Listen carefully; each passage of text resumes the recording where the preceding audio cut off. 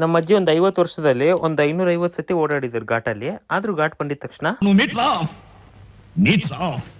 ನಾವು ಈ ವ್ಲಾಗ್ ಅಲ್ಲಿ ಕುಂದಾಪುರಕ್ಕೆ ಹೋಗ್ತಾ ಇದೀವಿ. ಪುಟ್ಟಣ್ಣ ಹೋಗೋಣ ಪಕ್ಕ. ನಮಗಿರೋ ಟ್ಯಾಲೆಂಟು ಅದ ಕಟ್ಟ ನಿಂತಿರೋದೆ ನಮ್ಮ ಗೌರ್ಮೆಂಟು.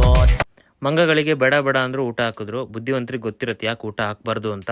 ನೀವೇನೇ ಹೇಳಿ ತೀರ್ಥಹಳ್ಳಿಗೆ ಹೋಗ್ತಾ ಇದ್ದಿದ್ದು ಹಳೆ ರೋಡೇ ಚಂದ ಈ ಹೊಸ ಬ್ರಿಡ್ಜ್ಗಿಂತ. ತೀರ್ಥಹಳ್ಳಿಲಿ ಒಂದು ದೋಸೆಗೆ ಸ್ಟಾಪ್ ಹಾಕೊಂಡು ನೆಕ್ಸ್ಟ್ ನಮಗೆ ಸಿಕ್ಕಿದ್ದೆ ಆಗುಂಬೆ. ಈ ಆಗುಂಬೆ ಘಾಟಲ್ಲಿ ಎಷ್ಟತಿ ಬಂದೋಗಿದೀವೋ ಗೊತ್ತಿಲ್ಲ. ಫ್ಯಾಮಿಲಿಗೂ ಕರ್ಕೊಂಡ್ ಬಂದಿದ್ದೀನಿ. ಆದ್ರೂ ನಮ್ಮ ಅಜ್ಜಿಗೆ ಬಂದಿದ ತಕ್ಷಣ ಇಲ್ಲಿ ಮೀಟರ್ ಆಫ್ ಆಗತ್ತೆ ಯಾಕೆ ಅಂತ ಗೊತ್ತಿಲ್ಲ. ನಮ್ಮ ಅಜ್ಜಿಗೆ ನೋಡ್ತೀರಾ, ನಮ್ಮ ಅಜ್ಜನ್ ನೋಡ್ರಿ ಇಲ್ಲಿ ಗತ್ತು ಅಂತ ತಿಳ್ಕೊಳ್ಳಲ್ಲ. ನಮ್ಮನ್ನ ಗತ್ತು ಅಂತ ತಿಳ್ಕೊಳ. ಅವನಕ್ಕ ನಾವು ಅಂದ್ರೇನೆ ಅವನ ಅಮ್ಮನ್ ಗತ್ತು, ನಾವು ಅಂದ್ರೇನೆ ಹಿಂಗೆ. ಕುಂದಾಪುರಕ್ಕೆ ಎಂಟ್ರಿ ಆಗಿ ಪೂಜೆ ಸಾಮಾನೆಲ್ಲ ತಗೊಂಡು ನಾವು ಹೊರಟಿದ್ದೆ ದೇವಸ್ಥಾನಕ್ಕೆ. ಆಮೇಲೆ ಬಂದ್ರೆ ಒಳ್ಳೆ ದೇವಸ್ಥಾನದ ಊಟ.